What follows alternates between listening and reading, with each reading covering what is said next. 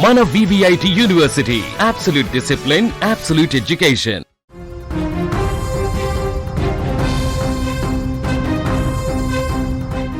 కన్నీరు పెట్టిస్తున్న దృశ్యాలు, గుండెల్ని పిండేసే ఆర్తనాదాలు. లక్నో నడిబొడ్డున జరిగిన ఒకే ఒక్క ప్రమాదం దేశాన్ని కుదిపేసింది. చదువుకొని పెద్ద ఉద్యోగాలు సాధించాలన్న ఆశలతో కోచింగ్ సెంటర్కు వెళ్లిన విద్యార్థులు శవాలై తిరిగి వచ్చారు.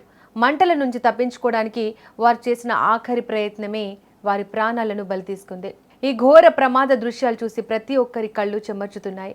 ఉత్తరప్రదేశ్ రాజధాని లక్నోలోని ఒక వాణిజ్య సముదాయంలో అకస్మాత్తుగా మంటలు చెలరేగాయి.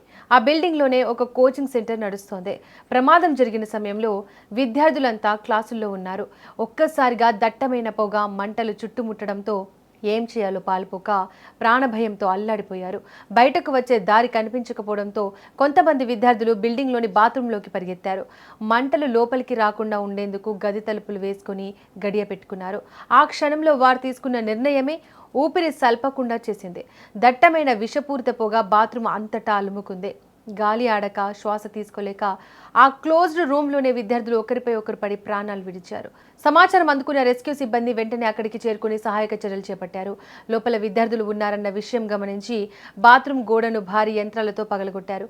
గోడ పగిలిన తర్వాత లోపల కనిపించిన దృశ్యాలు రెస్క్యూ సిబ్బందిని సైతం కలిచివేశాయి. ఒకరినొకరు పట్టుకుని అపస్మారక స్థితిలో పడి ఉన్న విద్యార్థుల మృతదేహాలను చూసి అక్కడున్న వారంతా నిర్ఘాంతపోయారు.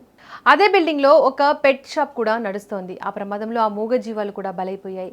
మంటలు, పొగ కారణంగా షాప్లో ఉన్న కొన్ని జంతువులు అక్కడికక్కడే ఊపిరాడక చనిపోయాయి. ఫైర్ సిబ్బంది సకాలంలో స్పందించి మరికొన్ని జంతువులను సురక్షితంగా బయటకు తీసుకొచ్చారు. ప్రమాద తీవ్రతను తెలుసుకున్న ఉత్తరప్రదేశ్ డిప్యూటీ సీఎం బ్రజేష్ పాఠక్ తక్షణమే ఘటనాస్థలానికి చేరుకున్నారు. అక్కడ మృతదేహాలను, బాధితుల ఆర్తనాదాలను చూసి ఆయన తట్టుకోలేకపోయారు. మీడియా ముందు మాట్లాడుతూనే ఆయన కన్నీటి పరవంతమయ్యారు. ఈ ఘటనపై తీవ్ర దిగ్భ్రాంతి వ్యక్తం చేస్తూ బాధ్యులపై కఠిన చర్యలు తీసుకుంటామని హామీ ఇచ్చారు. ఈ ప్రమాదంలో మొత్తం 15 మందికి పైగా ప్రాణాలు కోల్పోయినట్లు అధికారిక వర్గాల సమాచారం ప్రకారం తెలుస్తోంది. గాయపడిన వారికి స్థానిక ఆసుపత్రిలో అత్యవసర చికిత్స అందిస్తున్నారు.